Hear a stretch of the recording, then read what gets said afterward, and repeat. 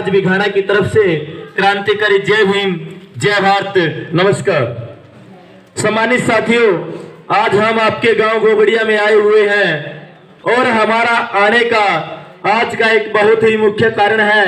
आज एक बहुत ही मुख्य उद्देश्य लेकर के हम आपके गांव के बीच में आए हैं। सम्मानित साथियों, आज इस देश के अंदर जिस प्रकार की शासन व्यवस्था चली हुई है उसके खिलाफ एक बहुत बड़ा रोष प्रदर्शन हम उच्चारणा के अंदर कर रहे हैं। सम्मानित साथियों, उच्चारणा के अंदर जो आपकी जिसके अंतर्गत आपका गांव आता है वहां पर हमें विरोध प्रदर्शन करने की आवश्यकता क्यों पड़ी? सम्मानित साथियों, आज के समय में जो बीजेपी की सरकार चली हुई है, जो नरेंद्र मोदी की सरकार चली हुई है, आज इसने ऐसी नीतियां इस देश के अंदर लागू कर दी कि जिससे ये देश दोबारा से गुलामी की तरफ अग्रसर हो रहा है। सम्मानित साथियों, अगर आज आप देखें तो इस पूरे देश के अंदर एक किसान नाम का आंदोलन चला हुआ है। आपकी नजरों में वो किसान आंदोलन हो सकता है, आपकी नजरों में वो सिर्फ और सिर्फ किसान आंदोलन तक सीमित रह सकता है, लेकिन अगर आप हमारी नजरों से, आप हमारी दृष्टि से देखें और आप हमारे नजरिए से सोचें तो आज सिर्फ और सिर्फ किसान आंदोलन नहीं बल्कि इस पूरे देश का एक बहुत बड़ा जन आंदोलन बन चुका है साथियों। क्योंकि किसी भी देश को गुलाम बनाने के लिए, किसी भी देश के ऊपर अपना कब्जा स्थापित करने के लिए सबसे पहले उस देश के जो भी मेहनतकश लोग होते हैं उनको गुलाम बनाया जाता है। सम्मानित साथियों, और जो ये बीजेपी की जो सेंटर की गवर्नमेंट है, जो ये कृषि बिल लेकर के आई है, जो 3 काले कानून लेकर के आई है, सम्मानित साथियों, गुलामी की तरफ बढ़ता हुआ पहला कदम है। क्योंकि ये सरकार चाहती है कि सीधे तौर पर जो आपकी फसलों को और आपकी नस्लों को अगर बर्बाद किया जा सकता है तो उसके बाद ही आपको गुलाम किया जा सकता है। सम्मानित साथियों, ये सरकार चाहते हैं कि आपकी फसलों का और जो भी आप उत्पादन उगाते हैं उनका उचित रेट ना दे करके सीधे तौर पर अडानी और अंबानी को फायदा पहुंचाया जाए। सम्मानित साथियों, आज आप लोग देख रहे हैं कि हमारे किसान भाई हर जगह, चाहे वो टोल प्लाजा के ऊपर देख लो आप, चाहे वो किसी रोड के ऊपर देख लो, चाहे किसी मोड़ के ऊपर देख लो, चाहे वो किसी 24C के चबूतरे पे देख लो, चाहे वो किसी बाड़े के चबूतरे पे देख लो, चाहे आप किसी भी बॉर्डर पे देख लो, आज हमारे इस देश के किसान भाई हर जगह धरना प्रदर्शन लगाए हुए बैठे हैं। सम्मानित साथियों, वो लड़ाई सिर्फ और सिर्फ किसानों की नहीं है, क्योंकि यह सरकार चाहती है कि अगर आज आपकी खेत के अंदर जो फसल पैदा हुई है वो फसल आपसे 10, 15, 20, 30 रुपए किलो ली जाएगी और उसके बाद जो पूंजीपति इस देश के हैं उनको सीधा फायदा पहुंचाने के लिए ये वो लोग खरीदेंगे और उसके बाद उसका स्टॉक करेंगे और उसका स्टॉक करके फिर उसकी कालाबाजारी की जाएगी। सम्मानित साथियों, किसी भी चीज का अगर आपको महंगाई को बढ़ाना है, किसी भी चीज का आपको रेट बढ़ाना है तो सम्मानित साथियों उसका आप स्टॉक कर लीजिए। जब उसकी डिमांड बढ़ जाएगी तो ऑटोमेटिक उसका रेट बढ़ जाएगा। सम्मानित साथियों, आपकी वही उगाई हुई फसल आपसे 10, 15, 20, 30 रुपए किलो ली जाएगी और जब उसका स्टॉक कर लिया जाएगा तो वही फसल आपको 200, 300, 400 रुपए किलो दी जाएगी। सम्मानित साथियों, आज अगर हम बात करें इस देश के अंदर जो व्यवस्था कायम करने जा रहे हैं उस व्यवस्था से आपका नुकसान क्या होने वाला है? तो इस व्यवस्था से आपका नुकसान होने वाला है। सम्मानित साथियों, जो आप फसल उगा रहे हैं, जो किसान बोलते हैं कि हम, जो सरकार बोलती है कि हम किसानों के हितैषी हैं, अगर आप सही मायने में किसानों के हितैषी है तो क्यों नहीं MSP के ऊपर कानून बनाते? क्यों नहीं आप स्वामीनाथन जो आयोग की रिपोर्ट थी आप उसको लागू करते? अगर आप सही मायने में किसानों के मजदूरों के हितैषी है तो क्यों नहीं आप स्वामीनाथन आयोग की जो रिपोर्ट है उसको लागू करते और क्यों नहीं आप इन तीनों काले कानूनों को वापस लेते? सम्मानित साथियों, ये सरकार चाहे तो इन कानूनों को वापस ले सकती है, ये सरकार चाहे तो आपके धरने प्रदर्शनों को खत्म करवा सकती है, लेकिन ये सरकार आपके धरने प्रदर्शनों को खत्म नहीं करवाएगी। ये सरकार ये जो कृषि बिल लेकर के इनको वापस नहीं लेगी। ये क्यों नहीं लेगी? क्योंकि आज इस देश का पूरा ध्यान सिर्फ और सिर्फ आकर्षित है, तो वो आकर्षित है किसान आंदोलन की तरफ। सम्मानित साथियों, इस देश की जो मोदी मीडिया है, क्योंकि मानव साहब काशीराम जी कहते थे किसी भी देश को और किसी भी प्रकार के किसी भी समाज को आंदोलन करने के लिए 3 चीजों की सबसे अहम जरूरत होती है और वो 3 चीजें होती है। सम्मानित साथियों, मनी, मीडिया और माफिया। सबसे पहले बात हम करते हैं मनी की। मनी की अगर बात की जाए तो हम 100 200 10 20 रुपए इकट्ठे करके जितने भी हमारे साथी आंदोलन कर रहे हैं हम उनकी तरफ भेज रहे हैं। लेकिन उसके बाद अगर ये ऐसा ही चलता रहा तो सम्मानित साथियों मनी की तरफ से, पैसे की तरफ से भी आपको कंगाल होते हुए देर नहीं लगेगी। उसके बाद अगर हम बात करें मीडिया की तो आज का सारा गोदी मीडिया, आज का सारा बिकाऊ मीडिया सिर्फ वही चीज दिखा रहा है जो आपके खिलाफ जा रही है। दिल्ली के अंदर ट्रैक्टर रैली होती है, उसके अंदर क्या दिखाते हैं कि किसान नहीं आतंकवादी है। अरे भाई किसको सो का वहां जाकर के मरे। जिस फसल को आप जो दिसंबर और जनवरी का महीना होता है जिसको हम देसी भाषा में बात करें तो जो जो मंगसर का जो पारा होता है और उस समय जो 3-4 डिग्री टेम्परेचर होता है उसके अंदर आप खाद और बीज देते हैं सम्मानित साथियों। और उसी फसल के ऊपर आज जब वो पक करके तैयार हो रही है, वो निसर करके तैयार हो रही है, सम्मानित साथियों उसके ट्रैक्टर चलाने के लिए मजबूर हो रहे हैं, उस खड़ी फसल को बर्बाद करने के लिए मजबूर हो रहे हैं। क्यों ऐसा क्यों हो रहा है? क्योंकि ये जो मीडिया है ये भी आपकी नहीं है, ये सरकार है ये भी आपकी नहीं है। सम्मानित साथियों किसी भी आंदोलन के लिए जैसे मैं बता रहा हूं कि 3 चीजें जरूरी है, तो इस चीज के लिए जो ये इनके चैनल है उनका बहिष्कार करते हुए आपको खुद की मीडिया स्थापित करनी पड़ेगी। और खुद की मीडिया कैसे होगी? सम्मानित साथियों आपको कोई चैनल बनाने की जरूरत नहीं है, आपके पास हर किसी आदमी के पास चैनल है और वो है आपकी सोशल मीडिया के माध्यम से। सम्मानित साथियों आपके सोशल मीडिया के ऊपर फेसबुक का, ट्विटर का, व्हाट्सएप का, इंस्टाग्राम का, टेलीग्राम का आपके बहुत से अकाउंट सोशल मीडिया के ऊपर हैं। आप उनके माध्यम से अपने साथियों को जागरूक करने का काम करें, आप उसके माध्यम से ज्यादा प्रचार प्रसार करने का काम करें ताकि आप अपने आंदोलन को मजबूती से लड़ सके। और जो यह लड़ाई मैं इसको यही कहूंगा कि स्वतंत्रता के लिए यह लड़ाई लड़ी जा रही है, क्योंकि अगर आज इस लड़ाई को आप हार जाते हैं तो सम्मानित साथियों गुलाम होते हुए देर नहीं लगेगी।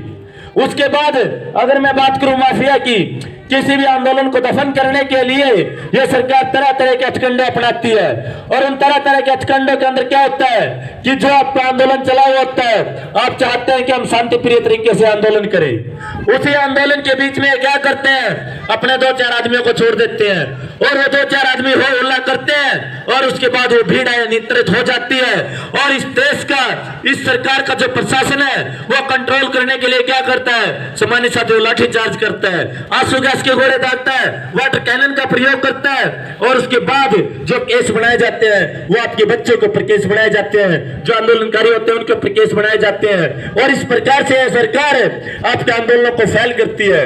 सम्मानित साथियों जो मैं बात कर रहा था कि सरकार क्यों नहीं उठाएगी इन आंदोलनों को, क्यों इस प्रदर्शन को खत्म नहीं करेगी, क्यों कृषि बिलों को वापस नहीं लेगी, क्योंकि इस किसान आंदोलन की आड़ में और भी बहुत से ऐसे काले कानून यह सरकार लेकर के आपके लिए आई है।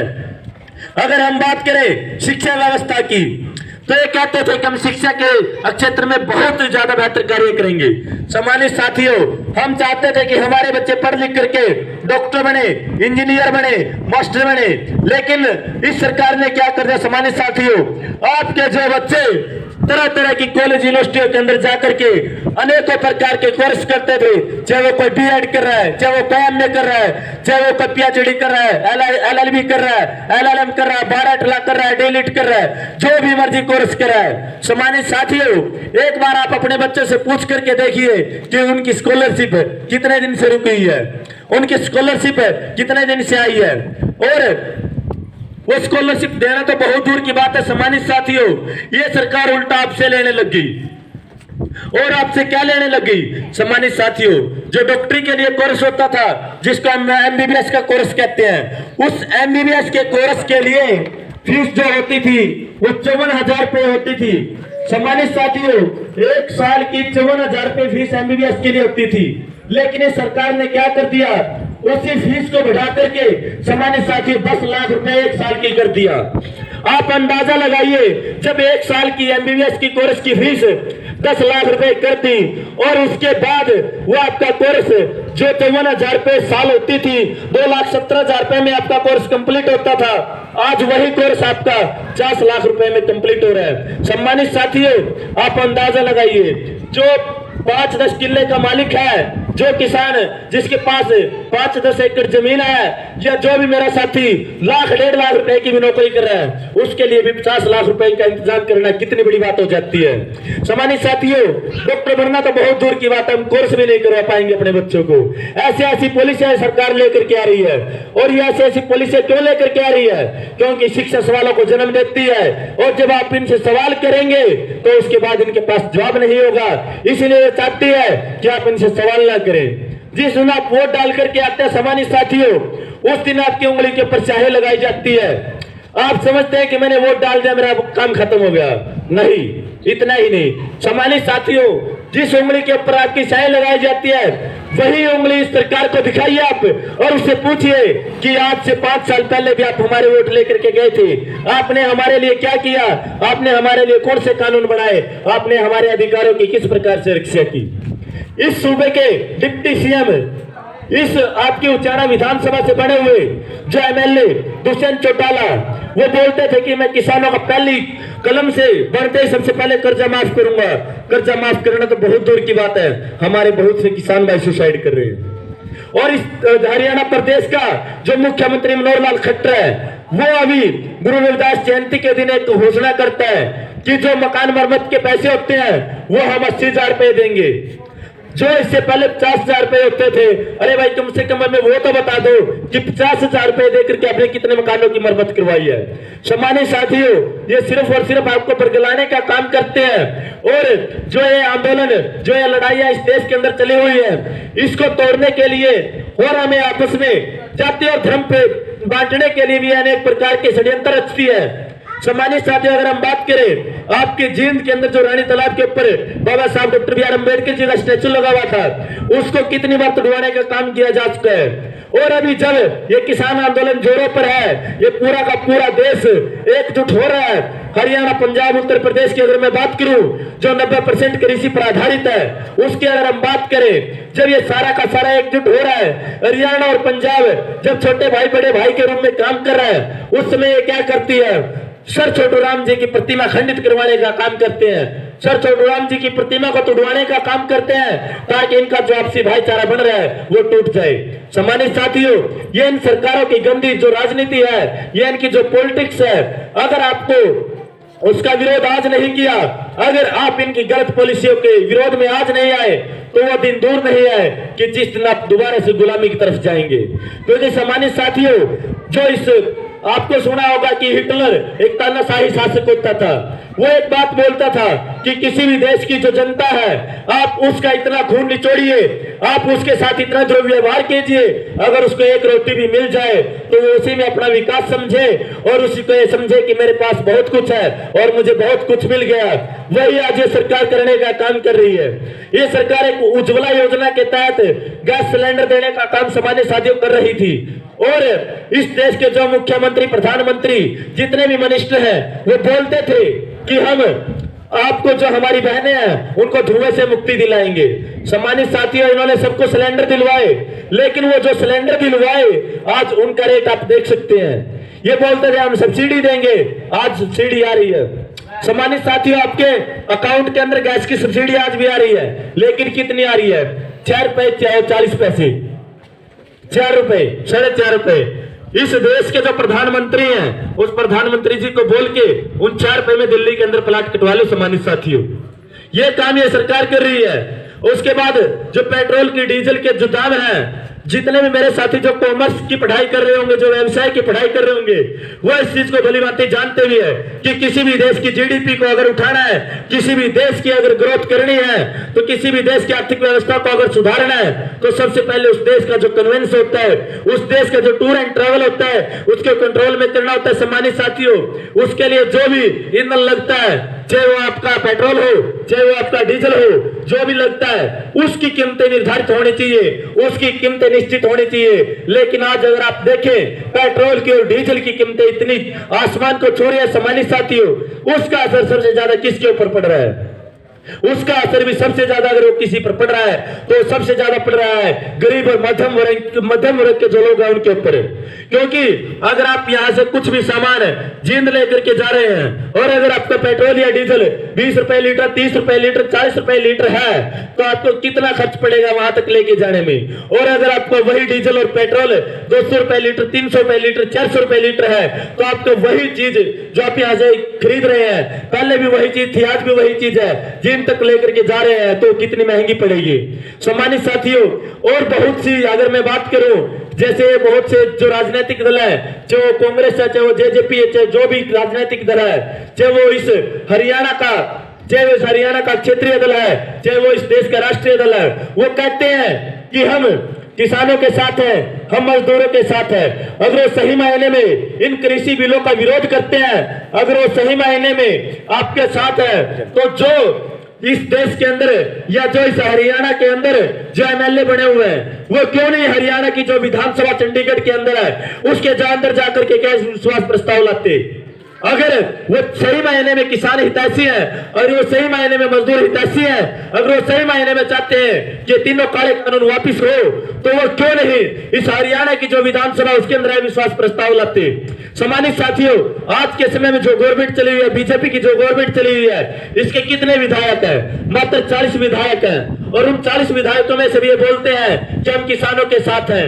जेजेपी के जितने विधायक हैं, कितने विधायक हैं? ओनली 10 विधायक हैं। उनमें से भी कुछ बोलते हैं कि हम किसानों के साथ हैं। और ये पूरी की पूरी जो विपक्ष के रूप में, जो प्रतिपक्ष के रूप में आज बैठी है, जो कांग्रेस की जो सरकार है, जो कांग्रेस के जो लोग हैं, जो कांग्रेस की जो पार्टी है, वो कहते हैं कि हम किसानों के साथ हैं, हम इन कृषि बिलों के विरोध में हैं। सम्मानित साथियों, अगर वो सही मायने में कृषि बिलों के विरोध में है तो वो क्यों नहीं हरियाणा की विधानसभा के अंदर जाकर के सारे जितने भी कांग्रेस के नेता हैं, वो क्यों अविश्वास प्रस्ताव वहां पे नहीं लाते?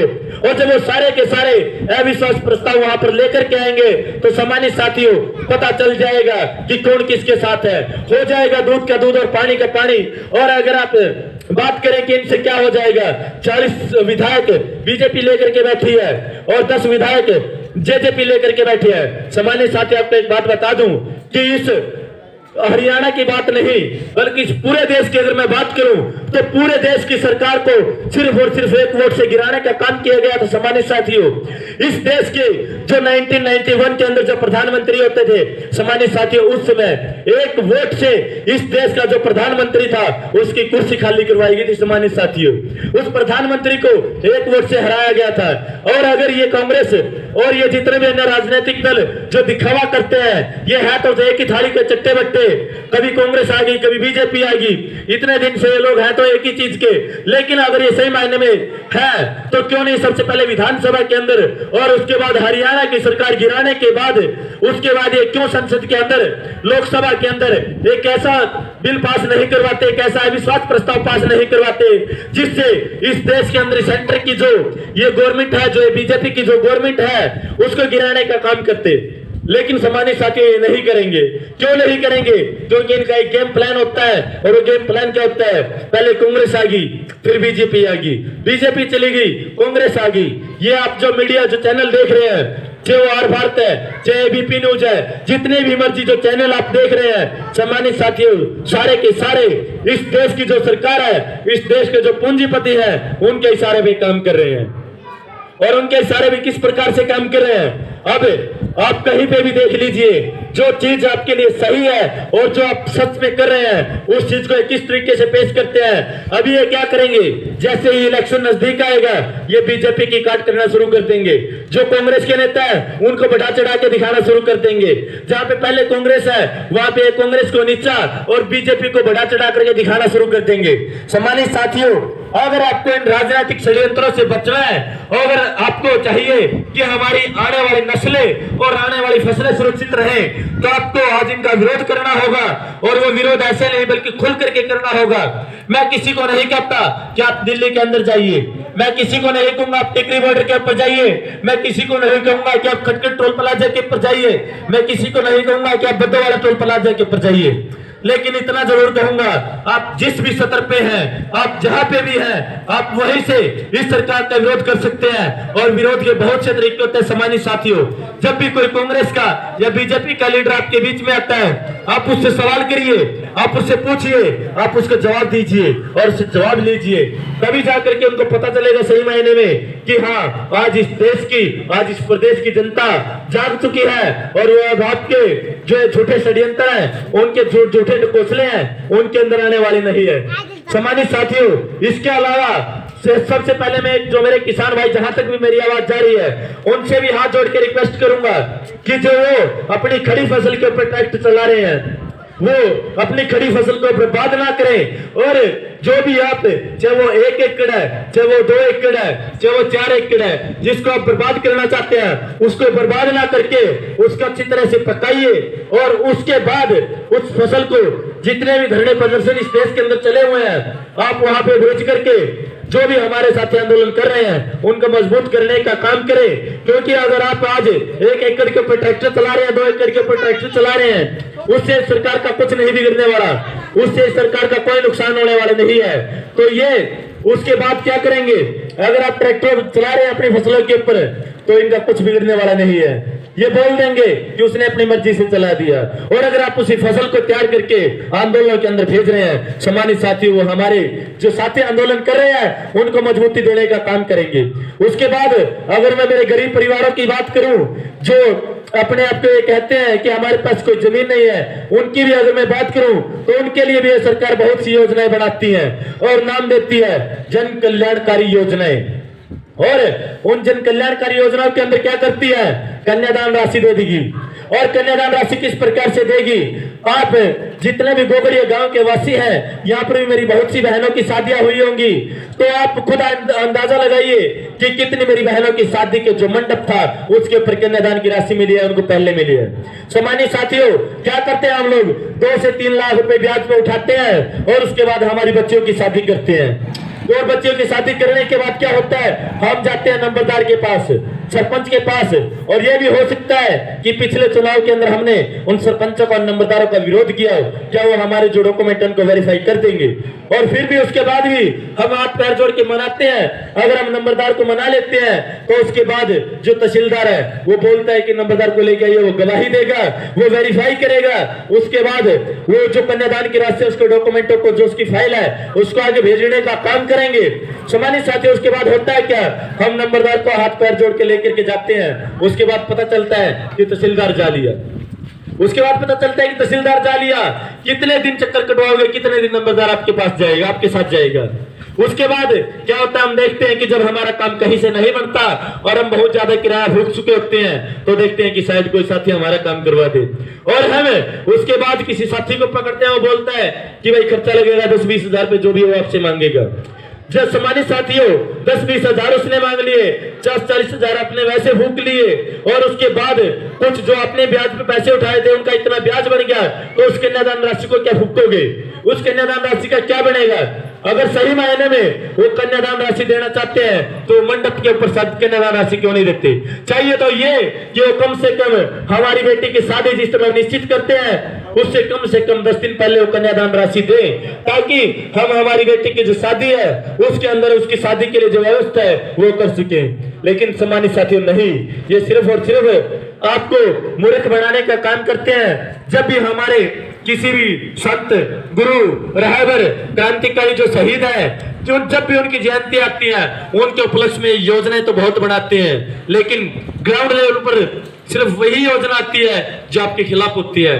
बाकी कागजों के अंदर ही दम तोड़ देती है। सम्मानित साथियों, बाकी डॉक्यूमेंटों के अंदर ही दम तोड़ देती है।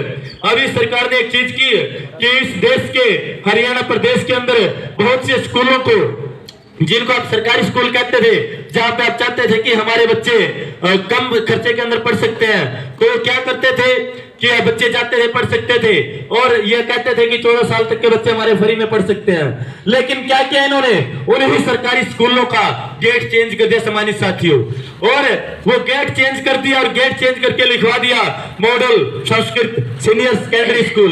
सम्मानित साथियों, चाहे कोई भी स्थान है, क्या उसका सिर्फ और सिर्फ गेट चेंज करने से उसकी व्यवस्था सुधर जाएगी? क्या उसका सिर्फ और सिर्फ गेट चेंज करने से वहां की शिक्षा व्यवस्था जो है वो बेहतर हो जाएगी? सम्मानित साथियों, इन्होंने वहां पे कोई भी अध्यापक पूरे नहीं किए। आपके आसपास के गांव के अंदर जितने भी model Sanskrit senior secondary school जो बनाने का सरकार ने काम किया है, वहां जाकर के आप पूछिए कि कितने अध्यापकों को भेजा इन्होंने, किसी को नहीं बेचा। और उसके बाद एक चीज जरूर कर दी कि वहां पे इन्होंने एडमिशन की फीस निर्धारित कर दी कि इतने रुपए एडमिशन के लगेंगे। और दूसरी चीज ये कर दी सम्मानित साथियों कि हर महीने आपको अपने बच्चे की फीस और देनी पड़ेगी वहां पे। तो ये चीज इस सरकार करने का काम कर रही है। सम्मानित साथियों, अब भी समय है, जाग जाओ, एक हो जाओ।